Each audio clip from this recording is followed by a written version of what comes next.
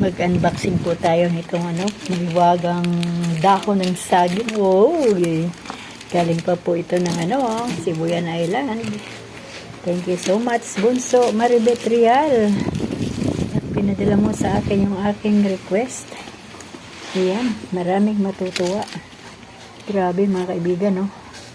Ating pahanginan ang dahon ng sambong.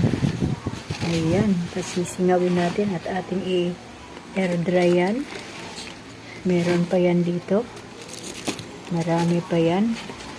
Nag-effort talaga ang aking pinsan para maipadala itong aking request sa kanya. Ang mga dahon ng sambong. Alam niyo mga kaibigan, napakaganda po nito.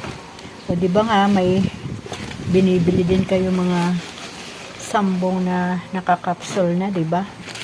Ito, sariwang-sariwa ito. Pwedeng ilaga ito at gawin ding powder. At napakarami pong benepisyo itong sambong. Ayan.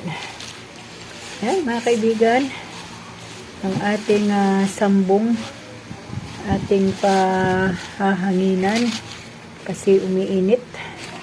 Bumiyahe yan ng isang gabi at 2 araw mula Sibuyan Island. At syempre pa, thank you Bunso sa mga ayuda. Salamat. At Maika, iabot mo nga yung meron ako dito ay papakita ko sa inyo mga kaibigan. Talaga naman first time ko nakatanggap ng ng ganitong package mula sa Sibuyan Island. Paul, pagkaabot naman yung langka. Abot naman yung langka. Pagkatanggal mo sa sa lagayan. Ayun na. Pagkatanggal naman sa lagayan. May buhos ko pa. Yeah, pwede.